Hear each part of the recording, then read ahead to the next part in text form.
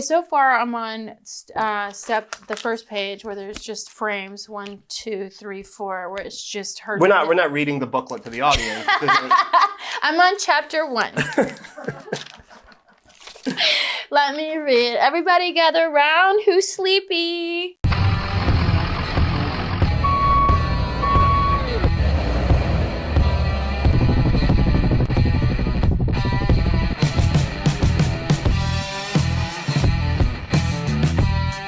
Hey guys, we're back. Building Friendships. I'm your host, John Sosis, and I'm here with one of my favorites. We are talking to the hilarious. She's an artist. She's a comic. She's an actor. She's a... What else do you do? Everything. What was I sing country? She sings country. I'm a pro golfer. You may know her as Kentucky Lightning. I'm a Peloton teacher. She's a Peloton teacher. She does... And I'm in Phantom of the Opera. Yeah, and that's Sarah Hyland.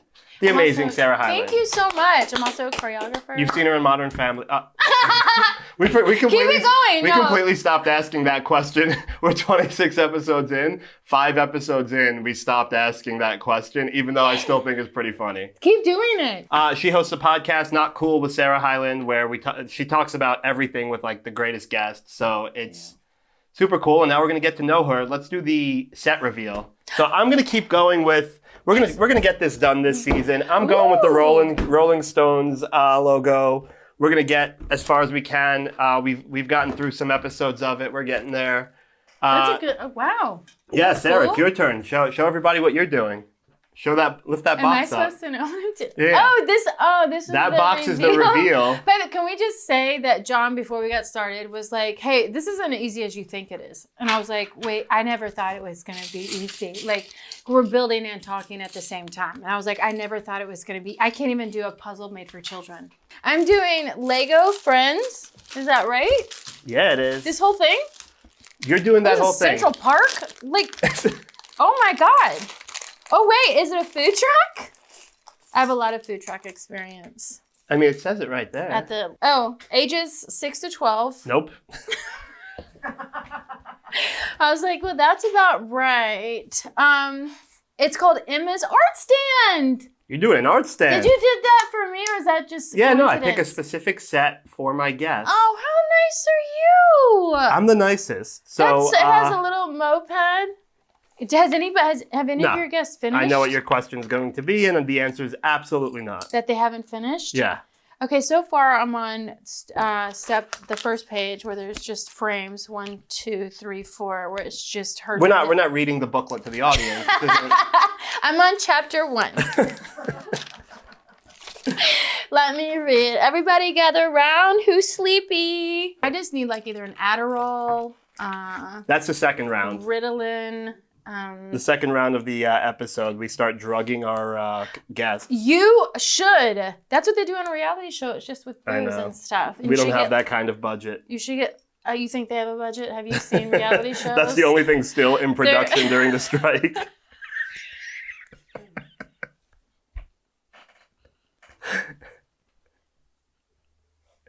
That's not how that head goes. But it fits.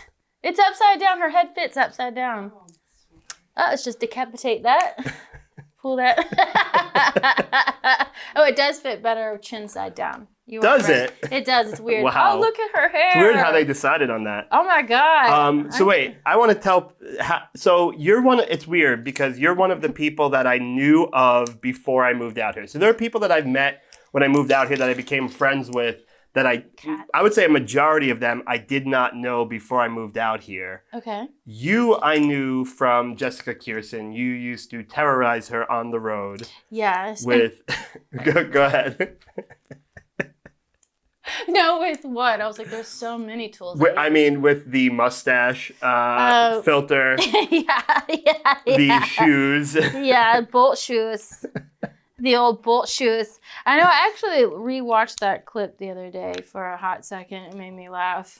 I knew you from there. I just also need to clarify, I am dripping down here. But let's get real. It is a furnace down here. Like, I can't believe it's doing nothing for my skin and my hair looks like shit. But this might be the last episode I could film down here.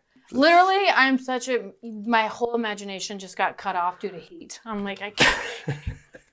You think that's the problem? You think the heat is what's throwing you Yeah, off? actually, you know what? In high school, I was an untimed tester. Like You were a what? I was in the remedial, like kind of like slow class, and so we had to. Everybody with like learning disabilities, I had to take a test untimed, so we all got, we had to do it separately. Okay. So this is kind of so we got to like get up and take breaks and stuff. So I'm gonna say, like during the ACTs when you're not allowed to even leave the room, Yeah, we were all like Snickers break, and like we'd all go. You know what that made me think of Snickers. immediately because I'm a garbage person? Hilarious. Everybody taking advantage of service animals. You know how many of my friends told me, for some reason, my doctor keeps offering me to write my dog up as a service animal. Who keeps offering? Their doctor. Why just willy-nilly? Yeah. Just There was a guy in here the other night that had to be kicked out. He had a service animal. The thing looked like a lizard. And they kicked, it was a dog. It didn't look like what I'd consider what do you a mean dog. It looked like a lizard. It looked like a lizard. It's not what I would consider. How big was it? I don't know why I yelled it like that. I'm sorry. You yelled, yeah. That was It was inappropriate. very tiny. It was half the size of your dog. And they said... And he said that's a service animal. And he started filming because... So what happened was he was filming in the main room. He's like, I'm a lawyer. Oh, he was filming in the main room and they... Oh, he wasn't a comic. He was a guest. He stood up and started filming in the main room. They asked him to leave. Okay. Then he started filming them because he's like, I'm a lawyer. This is not fair. He was looking for something to sue for. Okay. So then he came out. He's like, you're kicking me out because I have a service animal. They're like, no, we're kicking you out because you're filming our show. And then he got into the hallway. He's like, you're kicking me out. There's discrimination because I have a service animal. His friend is mortified. Like, I've never seen somebody so embarrassed. He sounds not well. And then people in the hallway started harassing him like, that's not a service animal. That's a turtle. Like, just making fun, ripping him apart. Was he he was with a friend? He was with a friend. He was not somebody that at least came off as disabled. He seemed like, the way he was speaking, he was a very well-versed lawyer. I know this and that, and we had to just kick him out. It's like, first of all, this is embarrassing. Come in with a Rottweiler before you come in with this thing. Rottweiler. Like, what kind of service is this providing? But did you ask him that? What's the no? service? But everybody, I started to feel bad. Everybody, the customers in the hallway were making fun of him. That's when I start feeling bad for them. Oh my God, he got ganged up on by the customer. Yeah, they were not. What did they were not say? particularly nice to him. You know what? I tell you, comedy audiences make the best cult leaders. Like because they all gang together relatively quickly. Well, because they do support people when it looks like someone's trying to cancel something. Yeah. That has definitely grown in that world. Like, no, we get to cancel the people we like, not you. Yeah. Which is good and bad. They're taking ownership of the cancellation policies. Yeah. Yeah, basically, if you want to put it like that, that's perfectly well put. People just want a sense of control of what is happening. They're like, as long as I have dibs and a say in it, whatever way it goes, I'm on board. But as long as I got a chip I just want to in the say old... it, yeah. Yeah, which is fine, because nobody has any power, you know what I mean? Nobody has any, like, say in anything. No. In anything. We think we do, but we Oh, fucking no. We're don't. fed everything. It's crazy. That's what I mean. All it would take is just like, okay, don't even get me started on this political rant, because then I'm going to sound like a fucking Let's hear insane it. person. I love when we talk politics No, while we're building Lego. I don't ever talk. Oh, by the way, I have a whole hog built over here. Half a hog. No, I don't take it like the whole COVID situation. Like that was a fucked up situation. You're an anti-vaxxer. I knew it was going to come out like that. I knew it was going to come out. I'm just saying I am not, but how quickly it goes where, we lose all power and we're completely susceptible to whatever. See, and I agree with that. I agree with that. I think my biggest issue with the COVID thing was that I don't blame anybody. I don't blame Trump. I don't blame anybody because nobody knew what the fuck was going on. I don't blame. We were dealing with Cuomo in New York, who I thought handled it pretty well until you find out he made some bad choices. Oh, you were in New York during that time. Yeah. So I don't blame anybody because nobody knew what the fuck was going on. My big thing during the pandemic was, wait. I have to wear a mask until the hostess sits us at our table, and then I can take it off.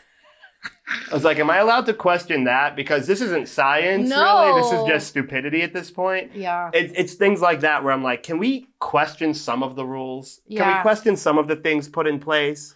But didn't it make you feel better that you had a good feeling that everybody else in the fucking restaurant had the same exact... Because it's dumb, John. It didn't make sense. Dumb. It didn't make sense. It's the same thing what they did with, I want to say, like on the airplanes and shit. Like, it was the same. You keep your mask on, but if you're eating, Yeah. you can take it off. Well, not even just airplanes. Do you know how Movie much goddamn theaters. snacks I had? I was like, I am starving. Like, I just would keep munching on different shit, little baby peanuts, just to keep saying, Little baby peanuts. I'm eating. I'm eating. I have a peanut allergy. Yeah. I have a peanut allergy, and all I was eating was peanuts just to keep my mask off. I didn't get COVID, but I had a very bad allergic reaction. That's so funny because I totally remember that time I was like, just keep eating. Like, That's how it was in movie theaters. I typically eat and drink in movie theaters. I bought so much extra food when the movie theaters opened back open. sure. Do you know I'm what you sitting can with a breathe? mask on for 3 hours. That's what's so. Everybody had insane cystic acne around their chin at that time and ingrown hairs. It was the hideous. The seat is not here, John. I'm growing more frustrated. Oh, it's here. I found it. What came first, acting or stand-up? Oh God! You know what came first was performance art.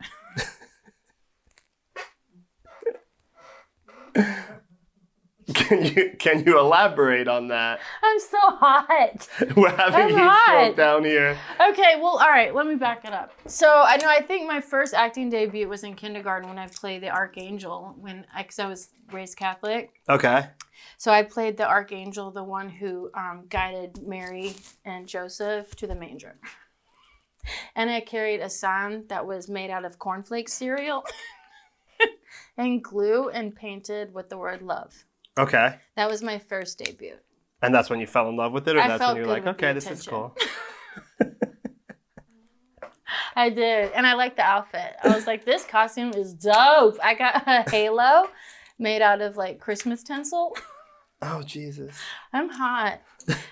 You're very hot. Yeah, so that was like my first taste of like, ooh, everybody's looking at me. I like this costume. So, and people, they built a wardrobe around you and you were important because they're like, Archangel, your turn. And, people paid attention to you for a second. So I was like, Yeah. That's sick. I can get used to this. Yeah, I can get used to that. And so then I made my next acting debut in the musical Oklahoma when I was in 5th grade. I played Jennifer. Can you sing? Absolutely not. Okay. No, you didn't have to. Like, literally, they would make you sing, like, happy birthday. You could be like, happy birthday to you, happy birthday to you, happy birthday to you. They're like, that is brilliant. We're going to make you one of the backup singers. She's got a gift. So a gift that we want to just kind of keep in the back. When did you move to LA, or what started first, stand up or you moved to LA? Okay, so all right, so no, I moved to Chicago first. Okay. Can I ask a question on this? They left me high and dry with You're this. still on the bike? That art stand's never getting built. Okay, you know what? Let's Should've back been up. Emma's Let's bicycle. back up the criticism. What's happening is I had a very difficult time finding this part, and I don't feel satisfied because it doesn't seem complete, but they're telling me to move on. And by the way, all of this is complete. This whole bike game, her cat has a bow. I apologize We're for my moving criticism. on. It was definitely earlier than it should have been. We'll wait till the end of the episode. All right, thanks. So then, this should have been a nude podcast. I am so warm that I think this would have made more sense for brain detoxification if we just did. Actually, we should have just added like hot rocks in the sauna and just really blown it out. Like, if you really want to make this a challenge, raise up the fucking heat, probably another 30 up, and then put one of those sauna like dry rocks, like. Wouldn't that be amazing? Like hot Legos. Like hot yoga. Yeah, but hot Legos. Got it. And then, I like it. Then you continue to do an interview and see how that shit goes. Everybody would leave a little bit thinner. We're going to just build Legos till someone blacks out. Yeah, and you do it as long as the person passes out. Yeah. That's the shit I'm talking about. Extreme Legos. Think about it. I mean, that's one of my favorite pitches that I've ever heard. All right, good. Market. I'm just joking. I don't even know what market means. I just heard that once when I was doing You're so good with the lingo. Market. I did that. So I did punked. But what happened is, okay, so the next move is I'm from Louisville, Kentucky, where I'm from, best city ever. I moved up to Chicago. Okay. So I was like, I need a goddamn city. And so I moved up there. I went to art school, went to the Art Institute. And I remember when I was signing up, because I knew I liked acting and stuff, but it was a little different. But I was 18, didn't know the difference. And the admin girl was like, so we have performance art. It's really similar to acting. So exactly what you want to be told. This is what I want to do. Well, we have something close. Okay, so everything in art school is close to the actual meat and potatoes that it is. Yeah. So I was like, great, let's do performance art. And so so I was in performance art, and it was like a 5-hour class. And I remember the performances were breathtaking. Oh, boy. There was one guy who, for 2 hours, dug a ditch while drinking beer and just got drunker and drunker. Is it similar to what... His name was Roger, and he smoked a cigarette. Okay, we don't need to call out poor Roger. His name was actually Roger. Is it similar to She's All That, the performance art piece in this? Be silent, be still. Yeah. Well, it was bizarre as Roger at that time was like 67, and we were 18. Do you know what I mean? We're like, are you okay? And he... oddly enough, lived in the dorms. Again, you're like, Roger, what the fuck are you doing here? Like, not because, but he would hang out too much. He would hang out front, and it was, on Michigan Avenue, he would just smoke his brains out, and all the little art school guys. And this is all still before punked? Oh, yeah, way before punked. So, poor Roger. Oh, Godspeed. Where is Roger? Poor Raj. I just want Raj to be, I don't want to see him like the show I'm watching right now, Underage, Undercover. I'm like, oh, is that part of your performance art, Raj? So it was interesting, and it was frustrating because then after his 2-hour fucking walk around drunken battalion performance and just fucking chain smoking cigarettes. You're going in hard on Raj. Well, I'm going in hard on art school performance. Fucking, just be honest with me and say you don't have acting. Like, don't put me in an elective where I'm gonna have it's for hours. It's not just a little bit. So that's what it was. They just wanted your business, and they kind of in my business. Yeah. Somebody needed to take the fucking elective, so they chose me, or I chose it. And so some of this is really confusing. It's a little frustratingly confusing. It's ages 6 to 12. You know what? 6-year-olds are different than they were when I was 6-year-old. I'm going to debate that. God. Fucking hell. Okay, so when did you get punked? What was that like? Like, what was it self-tape? Was it... I mean, I guess that's back when everyone was auditioning. Oh, totally auditioning. So in a nutshell, so the performance art thing, so I dropped out of art school and what have you. And so then, but I met a girl named Daima there who went to Second City. And she's like, you should go to Second City. And I'm easily persuaded. So I was like, okay, bye. And so I dropped out of art school that I worked so hard to get. I worked really hard. Yeah. But then all she had to say was that. And I was like, ugh, I hate homework. And so I quit. And then this is not a piece. This isn't a piece. John. I don't know what that means. There is this piece that they're asking me to concoct. It is not. You're building it. No, dude. No. This, John, it's not a piece. This thing has wheel. You know what? I think you're setting me up. Did you take this piece? I think Lego, the billion-dollar company, is probably just pulling pranks on people. It's. I swear on my life, there isn't this. I don't have an opportunity to succeed. You think you were set up to fail? And a little bit, because I'm not kidding. I've been staring at the same pieces, and it's just not here. I'd like to make a call. You want to phone a friend? I want to phone a friend. Yeah. Can somebody get Lego, the president of Lego, on the phone? Mr. Lego. Mr. Lego? Yeah. It's the president of Lego, Mr. Lego. Lego, my prego? Yeah. Mr. Lego Lego. my ego. Were you around for that? I was. Marketing tactic. It was pretty bad. Eggo waffles. Hey, Lego my ego. Do you remember that? That's partially why I'm 40 pounds overweight. It's partially why I was medicated. McDonald's and Eggo really got me in as a kid. McDonald's was a jam. But those like the toys and... Oh, the Nick McNugget toys where they had cowboy hats. Yeah. You remember that? They're like the village people of McNuggets. They had like a construction dude and a cowboy dude. You are taking this so seriously. I feel awful. I mean, I'm not taking it seriously. This is how every group project was in school, by the way. Were you the dead weight? You the weakest link? Okay, let's rephrase it. I was entertaining.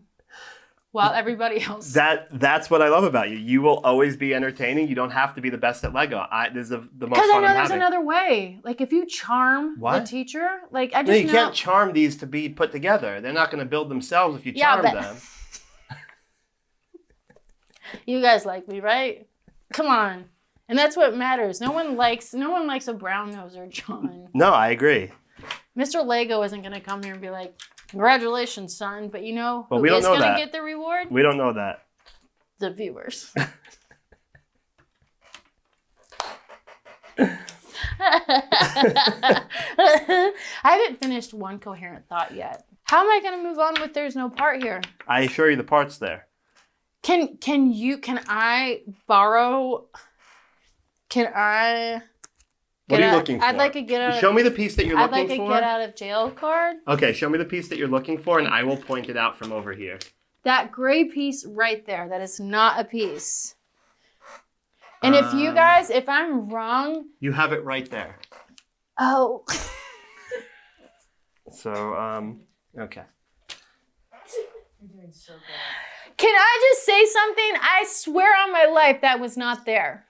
Okay, I really don't think you should swear on your life. I will swear on my life. I will, because that's how confident I am that there's a next life. And I have no fear of dying. Well, somebody has heat stroke. Oh my God. Okay. That is so... But listen, have you ever had one of those situations where like, I can't find my wallet. I can't find my wallet. And you've looked everywhere and then... It's in your pocket. You call your friend over, you're like, I can't find it. And they walk over like, it's on the table. Yeah. And you're like, fucking hell. It's just one of those moments. And I'm pretty hot. And it's honestly pretty warm. It's a little bit warm. I would agree. Okay, but there is one issue. We'll see how this goes. But I still don't think this is right. So art school. So I went to Second City, and I just dropped right on out of school. And I went to Second City in Chicago, and I went there for 3 years, and I loved it. I loved it because when I went to school, I never felt like I fit in with like the artist type. Because they're really serious. Yeah. Like when we would do those critiques, like they brought up the word vaginal a lot. Like when I had no right to be there. Does that make sense? Yeah. I mean, vaginal's not a word that you bring up. Like for the performance, Rogers, they're like, it was really, I felt, really existential vibes with like a little like, it was pretty vaginal to me. I was like, They're just misusing words. So I was like, I'm not seeing vaginas. And so I always kind of like in my head was like, punching up what they were saying because I couldn't stand the seriousness of it. And everybody was so intensely serious. There was no break. Do you know what I mean? I was always waiting for someone to be like, like kidding, and it never happened. So then I went to, I'm actually not saying this part. There's this flat part, which I thought was this, but I don't think it's that. I'm sure it's not there again. John. I'm supporting you. If you say it's not there, it's probably not there. Well, this piece looks like this, but then I'm like, I don't know. Gosh, this brown thing is not my friend. So I went to... I finished Second City there. I did like the whole program and I really loved it. And I liked it because the quote unquote students that were there, like they Yeah. weren't. They were all like moms, and Really? yeah, they were That's like, interesting. yeah, it's great. They're like, they were not people who were trying to be they weren't trying to be famous. They weren't trying to be actors. They weren't trying to fucking be comedians. They weren't trying to be known. Like, they were just doing it for fun or to like get better at being silly, or, you know what I mean? To get looser, to be more off the cuff of like when they were teaching, you know what I mean? And so it was really fun because there was no ego about anybody there at all. Yeah. Like, it was just straight up fun, and which is amazing. And it's a nice change that you probably don't see a lot once you get to a certain level in the career. Well, I didn't even know that was I wasn't even there yet. Like, I didn't know anybody. And then so what happened is I went to Second City, which was right across from Zany's Comedy Club. Okay. And I started hostessing there because I worked at a smoothie shop next to it called Fresh Choice. And so I worked at Fresh Choice, and then at night I would go to Zany's and be a hostess. And from there, I met Doug Stanhope. I met a lot of comedians, but I met Doug Stanhope because he would come into the smoothie shop because he was always hungover before his shows. That's hard to believe. Yeah. And so he was like, wait a minute, don't you work at Zany's? And so like we built we just started talking, and Yeah. he was so sweet to me, and he just thought I was funny, and he's like, you should write. So that's when like I would start writing on napkins, like at Fresh Choice. Like things that I thought were funny, even though they probably weren't funny, but I thought they were funny. So that's like where it started, right? That's where comedy in general started for Yeah, that's kind of where like it really began, because Doug was always like, you should write, you need to be writing, you should be writing. And like with improv, I loved improv, but I also got really kind of tired of depending on other people. Yeah. No, that makes sense. So like stand up, when I watched stand up, and at that time, I was like, I was a hostess, then I was like a server, and I would watch stand-ups. I'd watch all the Chicago stand-ups come through. Louis Black was there, like when it turned like Y2K, like in 2000, he was performing.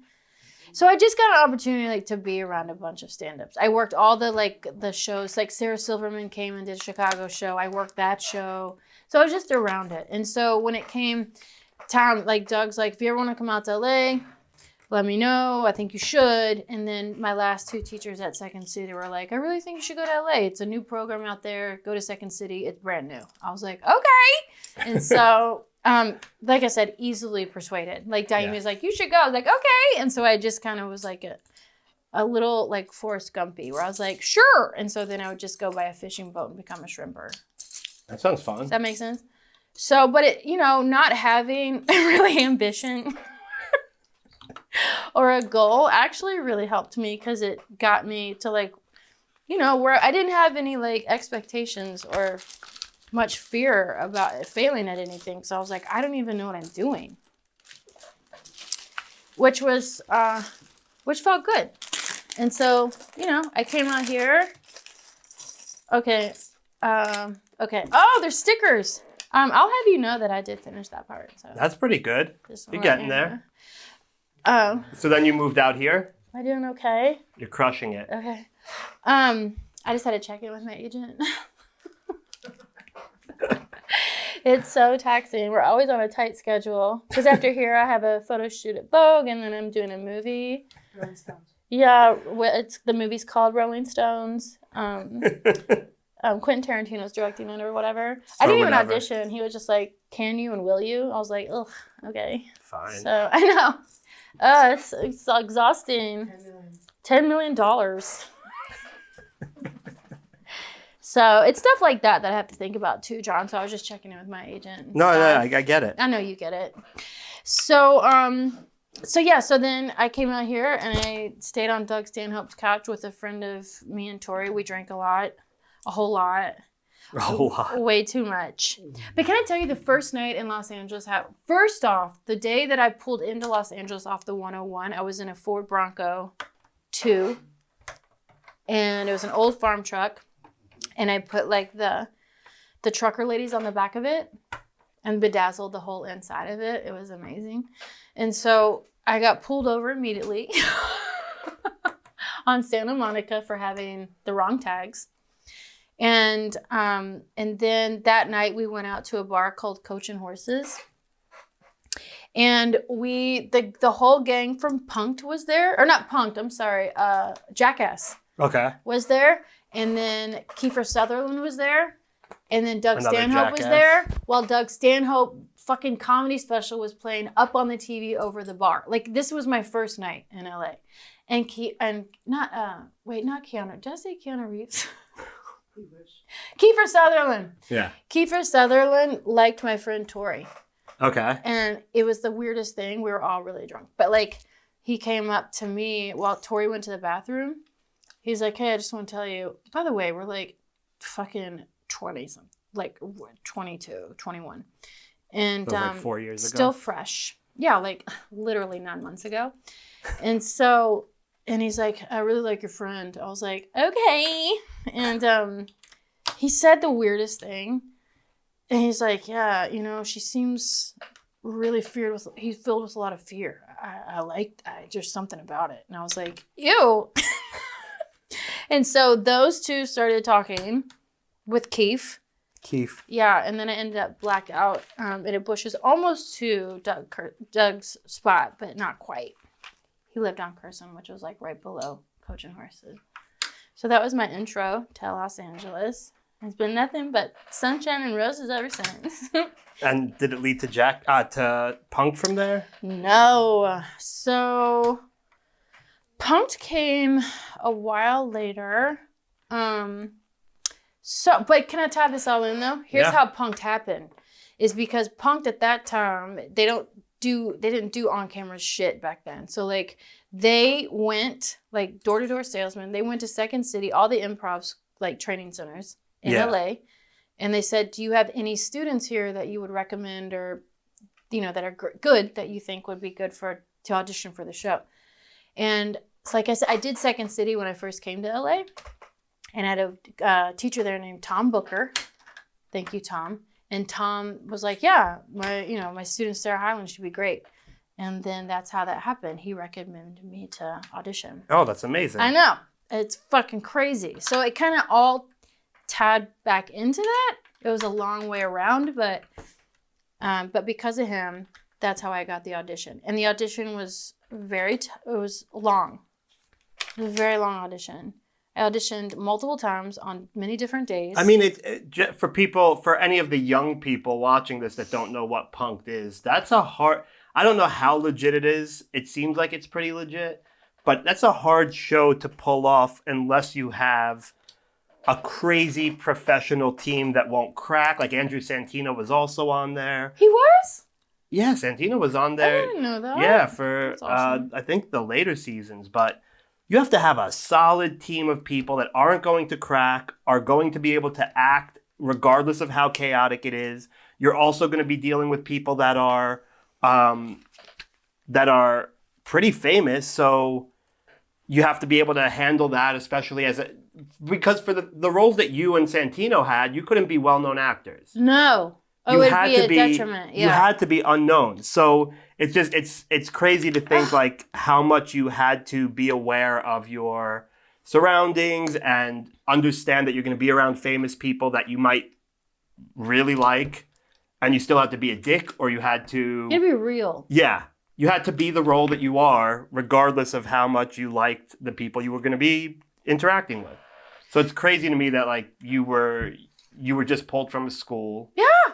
And were even able to audition, but then you got it, and that's fucking amazing. Yeah, it's a goddamn miracle. I mean, it's a goddamn knowing what miracle. I know now of how difficult it is. Again, I just didn't have any idea of like competition or that I had no clue. I just was like, yay! And I just came here and I just showed up and was like, it's especially a rude awakening when you get handed something like an audition. Not that it was handed. The role wasn't handed to you, but the audition was. The audition wasn't, but the opportunity was. And it's very easy to be like, oh, this is how Hollywood works. Perfect. Just it's who you know. They'll just keep handing you auditions. And it's going to always be amazing. It was you know what, I'll tell you what, John, that whole, it was great. And we could go on and on about that whole thing. But I will tell you because even when I got everything when I came here I got it. Yeah. Like I didn't have a lot of rejection yet. Like I, went out for a commercial, I got the fucking thing. Like I auditioned for that and I got it, And do you regret that?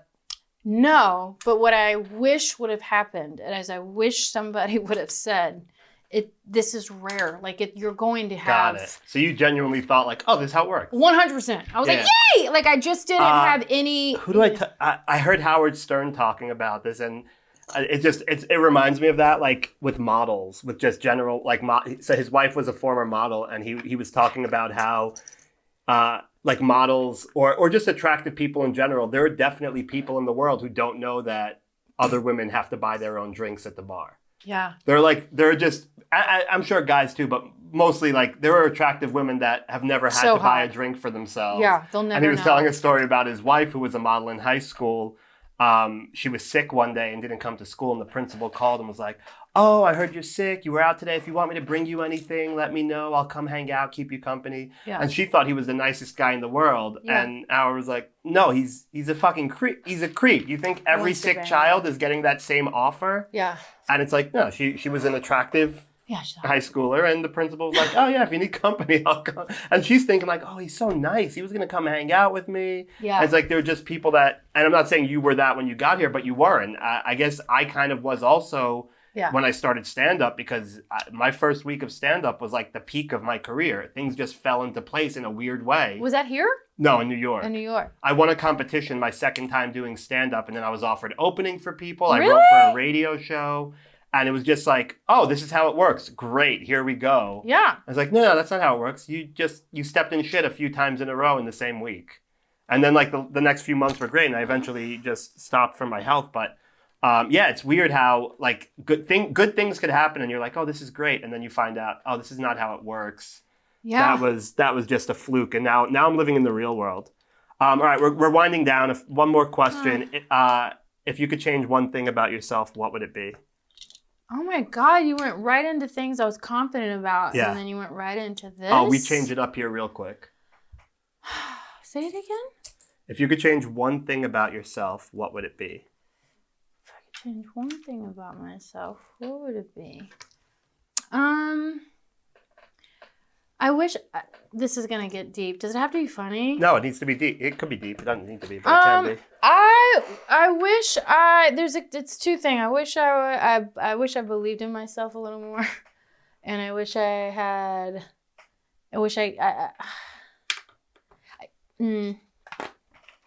Yeah, I just wish I didn't second guess myself all the time. I wish I just had like. That's a good one. Like the confidence to like, hey, this is good. Yeah. And I did not. So like, it's funny that that's yours, because when I first, and I'm so happy we did the podcast and everything, but when I first proposed it to you, I only knew you as I knew you. Like we spoke outside the Comedy Store a few times. You did Justin's pod.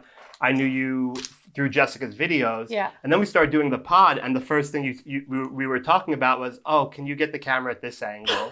And I'm like, this is the girl who dances like a psychopath on Instagram, and she's worried about the angle of her camera. And that's when I was like, oh, she's also a human being who has all these things that. So many. Yeah. Oh, my biggest thing. I wish I cared less about what people thought. Oh, that's a good my one. thing. That's like, damn. I fucking hate that. That's the one thing I hate about myself, is like I care so much about what people think that.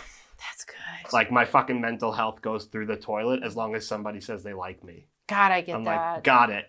Perfect. You like me? Great. Yeah, I'll go. Then I'm okay. Yeah, I'll go stick my head in the toilet. Perfect. It'll make you laugh. Let's go do some stupid shit. That's a good one, John. All right, let's end it there. Wait, do we have to oh my God, are we supposed to show this?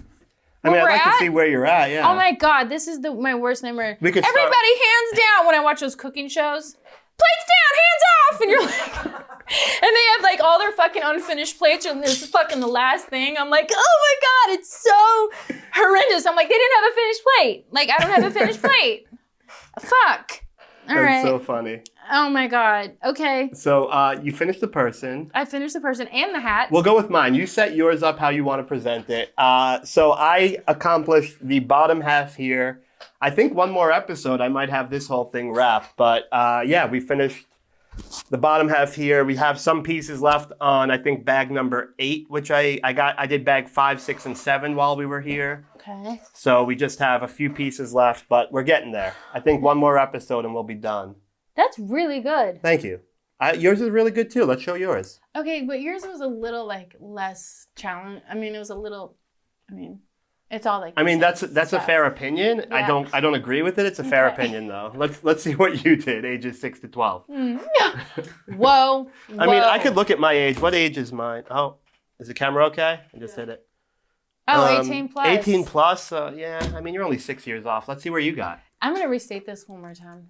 Okay. 6-year-olds in comparison. 6-year-old now Yeah. were like 40-year-olds when I was 6. So you're about on par with a 6-year-old now. Yeah, I'm Okay, just so let's see catching what up. you got. So it's upset. what is it? The art truck? I got the I got the damn tree. It's not finished, but it's they don't have it finished either. So there's a tree. I mean, if you I look at finished the a whole canvas. If you look at the last page, I'm sure it's finished. You turned one page over. Well, this isn't finished on their book too, so I'm all right on. That's the next thing, whatever. Books are. It's a suggestion. I'm an artist, and when it's finished, it's finished, based on what I see the piece as. Yeah. So, thank you for agreeing with me, the studio audience. So, I finished a whole piece of 5 of my friends, full faces, details, eyes, mouth, and everything. It's finished. With a rose, I grew a rose, and that time making a lip. Okay. You know your smugness is not. No, I as an artist, I just want you to get to the part where this is a truck, and then we have to agree with you because you're the artist. Oh, improv? This is a truck. No, that's supposed to be the truck. Nope, I don't know what you're pointing to over there. Well, My truck. We did pretty well. I'm None of us patting the passed hood. out, so we're doing okay. No one passed out, but can you say, like, going forward, I think that you should raise the stakes on this a little bit. Increase the heat in the room. Increase the heat. Okay. Like hot yoga. But Increase with the Lego. heat, Yeah. and everybody starts in a snowsuit, a parka, a snow hat, snow boots, face mask, and goggles. Everybody starts out that way. I support that. And you get points, and based As on... you turn a page, you take a piece off. Yeah, maybe, Okay. but we'll see. If you don't black out in the Yeah, first if you don't page. black out. Sarah, where can everybody find you? I love you so much. Where can everybody I find love you? you too, but can I also say we also did finish her hog. She's ready for Dykes on Bikes. She's a lesbian, she told me. She has a cat. Come on. Fucking straight person has a cat with a helmet. Okay. Anywho, well, whatever. She's taking a nap. I'm exhausted. You can find me, really the only place I hang out is on Instagram at Sarah Hyland Rosenstein. Come on over, send me messages. And also on Not Cool Pod, which is also on Instagram. So that's my main jam, is Instagram. All right, and follow me at Say It Ain't Sosis on Instagram. You're already on the YouTube, so I'm not going to promote that. And then Building Friendship series on Instagram. I'm going to start building that Instagram up. We have like 50 followers, but we're going to build it. We're back. That's awesome. We're back with a whole new season. I didn't know you had a first season. Yeah, well. Did you? That's how under the radar I like to go. I like that style. Okay, thank you guys, and we'll see you next time if I don't black out. I hope you do. That would be fun. If you do, will you draw something on my face, like titties or something?